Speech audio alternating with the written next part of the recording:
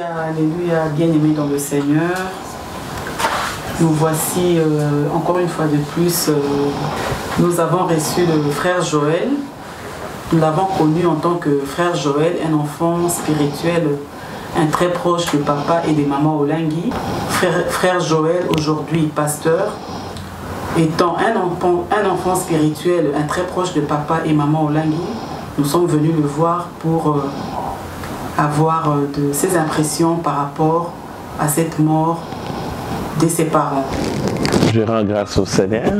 Nous bénissons le Seigneur parce que la Bible dit à chaque circonstance, et nous pouvons seulement lui rendre grâce, le glorifier parce qu'il est le maître des temps et le maître des circonstances.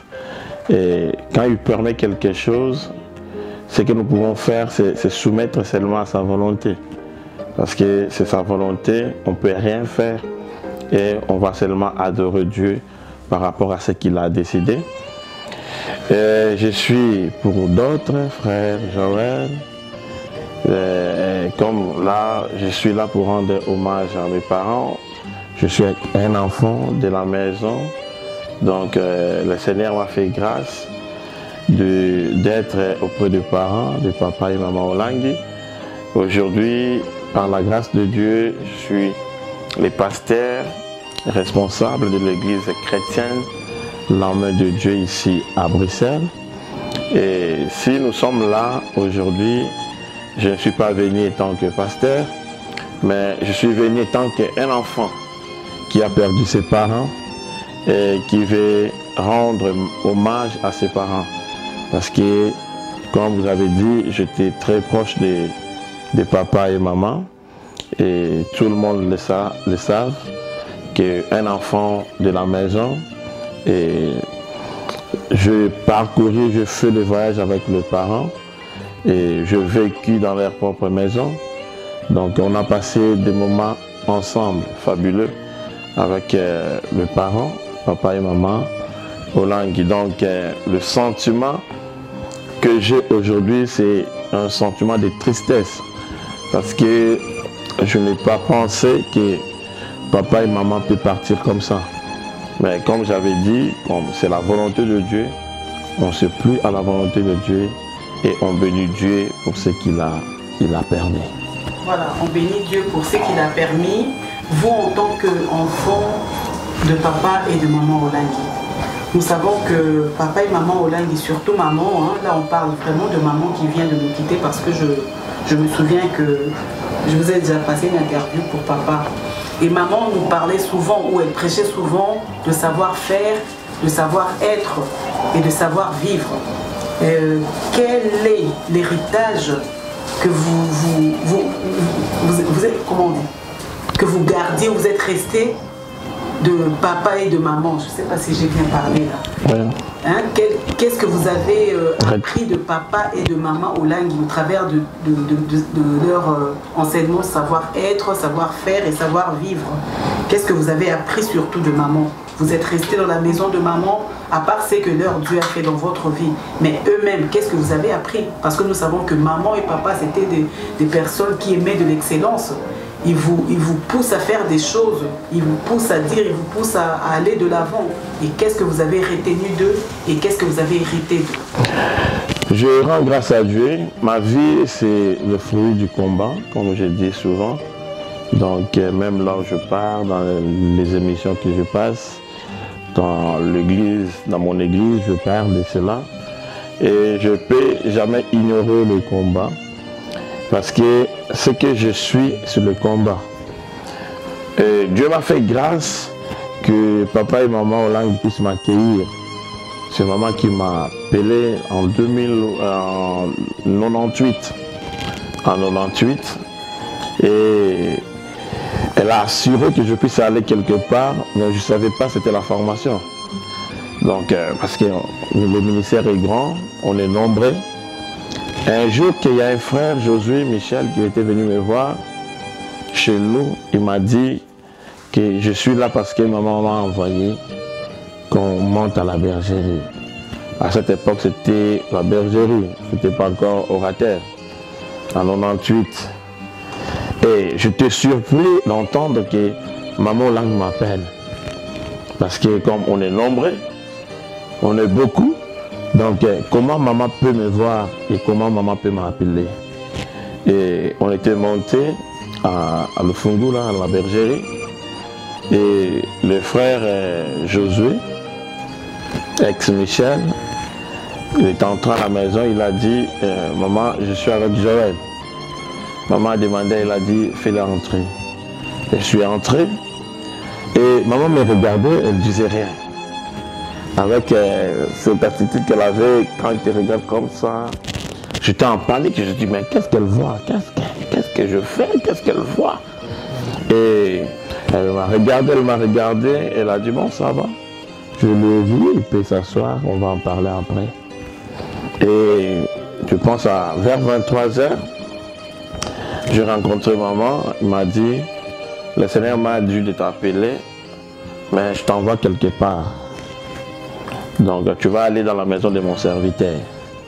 Mon serviteur est en mission et le Seigneur veut que toi tu sois dans sa maison. Et c'est comme ça que je suis parti chez papa Kabea Néhémie. Donc je restais chez papa Kabea Néhémie.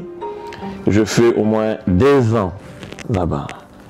C'était la mission que j'étais parti. Et grâce à Dieu, le Seigneur savait qu'il a fallu que dans ce temps que je sois dans la maison de son serviteur. Parce que, comme je dis souvent dans les émissions que je dis, on ne devient pas un homme de Dieu, un serviteur de Dieu accidentel. Et Dieu a permis que je puisse passer dans une école pour que je sois formé, déboncelé, et que je puisse avoir la forme qu'il faut pour servir.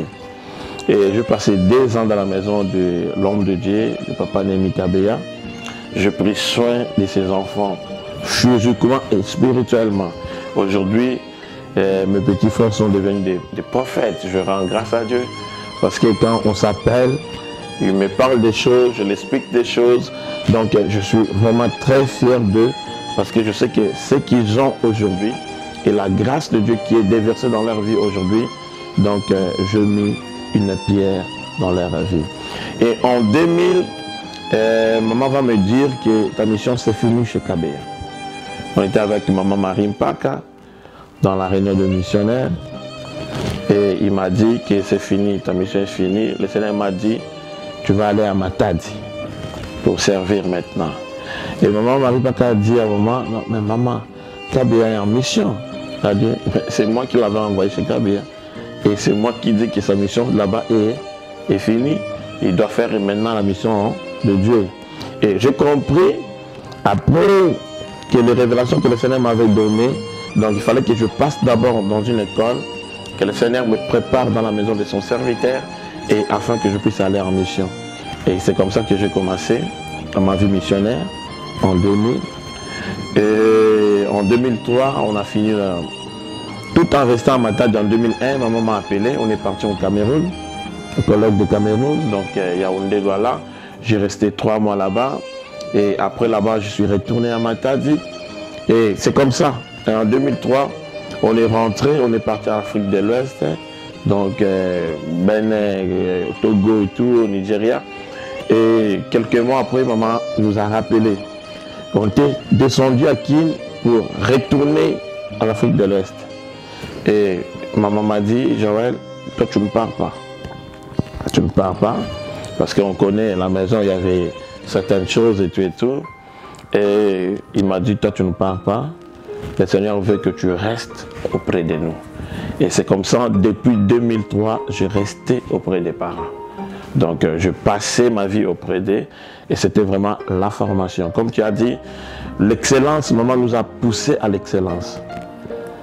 Et je pense que vous le savez, à travers les choses que maman m'a enseignées, nous a enseignées, et j'ai commencé à gérer le ministère en étant en Kinshasa.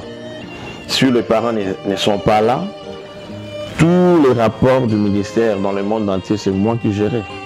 Donc, maman m'a formé, donc j'ai reçu quelque chose que je n'ai pas reçu chez mes parents biologiques.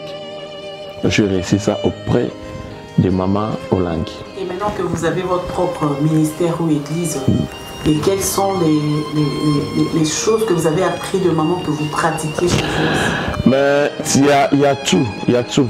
Parce qu'un élève, bien un enfant, il voit ce que son père fait, il copie ce que son père fait, ses parents, et ce qu'il va transmettre à ses enfants. Donc si quelqu'un a reçu une malédication, il va transmettre sur ses mauvaises habitudes. Mais nous, on a reçu une bonne éducation. Et moi, je dis tout haut et je parle à tout le monde, les combats spirituels, là où moi je viens, c'est une école. Une école de formation, parce que maman nous a pas formés seulement spirituellement, même physiquement. Et un homme de Dieu est appelé à vivre dans toutes les circonstances. Donc tu es appelé à vivre même quand tu n'as rien. Parce que maman nous a parlé de la foi, il nous a enseigné la foi, avoir la foi en Dieu et que tu crois que peu importe les situations que tu traverses, Dieu est capable de changer ces situations. Donc, ce que je transmets aux enfants que le Seigneur m'a donné, je veux l'excellence. Je vais faire sortir ce qui est en eux et ce qu'eux-mêmes ne voient pas, que le Seigneur, par la grâce du Saint-Esprit, fasse en sorte que cela sorte de quoi. À présent que ces couples merveilleux nous sont pris et ils nous ont laissé léguer un héritage vraiment, on ne sait comment l'expliquer. Et vous êtes partis, mais vous êtes quand même enfant de la maison. Quand on dit enfant de la maison, c'est un enfant qui a vécu personnellement avec les parents à la bergerie. Alors, avez-vous un conseil à transmettre à ceux-là qui sont restés, les enfants d'abord spirituels, partout ils se retrouvent dans le monde entier, dans les 4 coins? Ce que je peux dire, bon, mais le Seigneur veut que nous puissions sortir pour bâtir l'œuvre qu'il nous a appelé de faire. Parce que on est là en train de travailler pour Dieu, on est à l'église, mais on pratique tous le combat. Et moi je dis toujours aux gens, donc le combat spirituel c'est quelque chose, comme on dit, la révélation que maman a reçue pour essayer de booster l'église et faire voir l'église la réalité réellement de la guerre que les Satan amène contre les enfants de Dieu. Et donc quand nous parlons de l'adoration, quand nous parlons du combat spirituel, quand nous parlons des esprits, nous parlons des démons, donc on voit directement le ministère chrétien du combat spirituel. Donc parce que les églises de réveil étaient là, donc les gens priaient, mais l'accent sur l'adoration, sur les combats spirituels qui apportaient cela. Donc quand on prie aujourd'hui des prières d'autorité, de délivrance et tout, cet accent, ce n'est pas que cela n'existait pas, mais cet accent, c'est le combat spirituel qui a apporté cela. Donc, à tous les combattants. Ce que je peux dire à tous les combattants, les souhaits de maman, que le ministère puisse continuer. Ce qu'il nous disait chaque fois, que je veux que même si le Seigneur va faire en sorte que nous ne soyons plus sur cette terre, mais nous voulons que l'œuvre puisse continuer. Et le conseil que je peux donner à tout le monde, aux enfants de la maison, que nous puissions rester ensemble. Ne donnons pas l'occasion à l'ennemi, au diable, pour diviser. Et restons ensemble. Essayez d'honorer le parent. Que le ministère reste intact. Que chacun ne voit pas ses propres intérêts, mais nous puissions voir l'intérêt de Christ, comme maman disait souvent. Elle disait toujours que ce que je fais, je ne fais pas pour un homme, mais je fais pour Dieu. Donc chacun voit l'intérêt de Dieu. Donc si je veux faire ceci, si je veux dire ceci, mais est-ce que Dieu se glorifie dans ce que je fais? Est-ce que Dieu se glorifie dans ce que je dis? Mais si tu vois que Dieu ne se glorifie pas, donc fais en sorte d'honorer le mémoire des mamans et des papas, de rester unis et dans l'évangélisme qu'il nous a enseigné afin que l'œuvre puisse continuer. Et aux enfants spirituels, biologiques des parents? Aux enfants biologiques, je dirais toujours aux enfants biologiques de papa et maman, tous nous sommes des enfants. Parce que moi, j'ai vécu dans cette maison, pas comme un enfant spirituel seulement. J'ai vécu dans leur maison étant qu'un enfant, ils me portaient comme un enfant biologique. Parce que j'ai assumé de responsabilités et d'autres responsabilités, leurs enfants biologiques n'avaient pas. Mais moi, j'ai assumé cela. Donc, j'avais des procurations de papa, des procurations de banque et tout et tout. Donc, pour leur transaction, non, je pense que Guy n'avait pas cela. Je pense que Sophie n'avait pas cela. Alain, Virginie, Kétia, tout le monde n'avait pas cela. Mais pour dire que les parents ne nous considéraient pas seulement comme des enfants spirituels, mais nous a adoptés comme leurs propres enfants biologiques. Donc, peu importe les enfants biologiques et nous qui sommes les enfants spirituels, nous sommes tous les enfants de papa et maman Olang. Donc, nous devons faire en sorte que nous puissions honorer leur mémoire. Donc, les enfants biologiques, ils doivent toujours s'aligner avec nous, les enfants spirituels, parce que je sais, là je dis, ça tout haut, que dans l'une des interviews de maman a dit ceci. Donc, peu importe mes enfants qui sont là, nous n'avions pas réussi un appel bien au ministère, une vision qui vont se transmettre de père et fils. Non, on veut même nos enfants soient les enfants spirituels afin qu'ils puissent véhiculer ces messages. Parce que lorsqu'ils seront des enfants spirituels, ils doivent comprendre la vision. Ils doivent comprendre dans ce moment ici, si cette maman était là, qu'est-ce qu'ils devaient faire. Donc c'est comme ça. Donc ils devaient s'associer à nous et nous tous, nous allons faire en sorte que la vision que les parents ils ont réussi, que cela puisse continuer. Voilà, nous sommes arrivés pratiquement à la fin de ces moments, de cette interview. Mais en 2 mots, en 2, 3, 4 mots, qu'est-ce que vous pouvez dire aux pasteurs qui ne connaissent pas papa et maman Olangui, mais même pas aux pasteurs, même aux gens du dehors? Parce que nous avons vécu, nous sommes des témoins oculaires. Nous sommes des fruits de l'amour de ces couples, mais eux, ils ne le savent pas, ils les critiquent. Est-ce qu'avez-vous un mot, un petit message à leur transmettre aux gens qui critiquent aujourd'hui dans les réseaux sociaux? On trouve des pasteurs qui critiquent papa et maman, Bakoufi, Bakende et tout et tout. Alors, vous, en tant qu'un enfant qui a bénéficié de leur amour, avez-vous un petit mot à transmettre? Ce que je peux dire, c'est triste. C'est triste surtout dans notre communauté congolaise qui ne savent pas respecter les aînés. Et moi, je suis en train d'étudier, j'étudie la Bible et je vois nulle part Dieu peut susciter la nouvelle génération pour enculer la première génération. Nulle part. Dieu fait toujours des choses avec succession. Il appelle quelqu'un lorsque la personne arrive dans la fin de son mandat, de sa mission, Dieu va succéder les autres. Et le travail doit être continu. Donc le travail d'un successeur ne peut pas détruire le travail des précédents. Donc tout ce qui parlent, tout ce qu'ils disent, pour moi, je dis ça tout, j'assume, ils ne sont pas des pasteurs. Ils ne sont pas des pasteurs, ils veulent travailler pour leur ventre. Et ils veulent impressionner, mais moi je dis, ce que le ministère a fait, tu ne peux impressionner personne. Parce que le ministère du combat spirituel, on a des milliers. Il n'y a aucune église au Congo qui a des personnes comme le ministère du combat spirituel.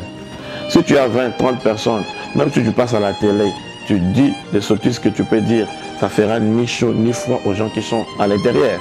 Et cela n'empêchera pas les gens que le Seigneur a touché de rejoindre le ministère du combat spirituel. Parce que moi, je ne pense pas leur témoignage va faire quelque chose. Mais ils ne savent pas Dieu qui permet ces choses pour que les gens connaissent leurs fruits, qu'ils savent qu'ils ne sont pas des enfants de Dieu, ni les serviteurs de Dieu. Parce qu'un homme de Dieu ne peut pas passer à la télé pour ingérer. Un homme de Dieu ne peut pas passer à la télé pour dire des bêtises. Surtout en mémoire des gens qui l'ont précédé. Nulle part dans la Bible. Tu verras, il y a plusieurs prophètes dans la Bible. Mais ils ont continué le travail des autres. Donc, ce que je peux dire, c'est regrettable, mais c'est comme ça. Donc, nous sommes dans le temps de la fin qui montre toutes ces choses. Qu'il y aura plusieurs qui vont venir dans le nom du Seigneur, mais ne sont pas de Dieu. Mais Jésus a bien souligné, vous connaissez l'arbre par rapport à ses fruits. Et vous connaissez les faux prophètes, les faux pasteurs par rapport à leurs fruits. Donc ils sont démasqués parce qu'ils ne sont pas des pasteurs. Et nous avons eu la grâce de vivre à côté de ce couple. On sait qui ils étaient.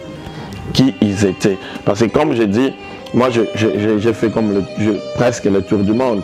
J'ai voyagé, mais je n'ai pas voyagé dans les sous de mes parents. C'est l'évangile que papa et maman Hollande qui ont amené, qui m'a fait voyager. C'est cet évangile qui m'a fait dormir dans les hôtels que je n'ai jamais pensé que je peux dormir.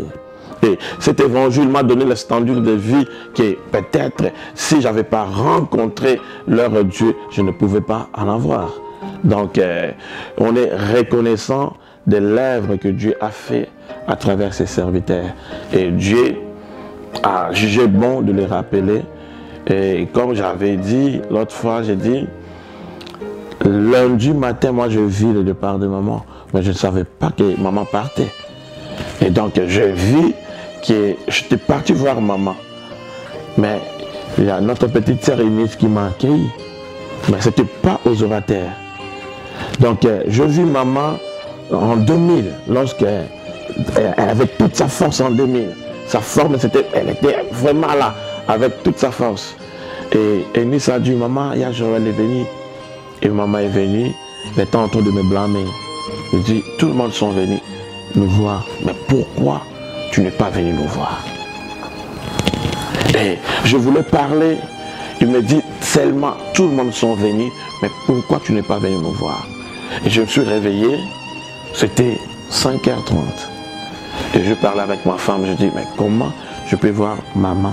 Parce que lorsque j'ai vu maman, à l'extrémité, j'avais vu papa. Et maman voulait que je parle avec papa. Maintenant, quand j'ai vu cela, je me suis réveillé, j'ai dit à ma femme, mais comment je peux voir mes parents à cette heure? Elle m'a dit non. Peut-être parce que hier, tu as regardé le film de papa lorsqu'ils ont exposé son corps en Afrique du Sud. Non, non, je ne pense pas. Il y a quelque chose, mais je vais comprendre c'est quoi. Et mardi matin, on nous appelle que maman est partie. Et je me suis rappelé directement, je suis dit non, maman, il est venu me dire qu'il partait. Donc il a fallu que je rentre pour que je puisse lui rendre hommage. Donc quelque part j'ai du mal dans mon cœur parce que ce sont des gens qui me portaient. Même dans leur départ, il est venu me faire voir que tu es toujours notre enfant. Tu es toujours notre enfant. Donc c'est ça, j'ai du mal dans mon cœur de ne pas pu les voir partir. Mais on rend grâce à Dieu parce que Dieu a voulu que cela soit ainsi.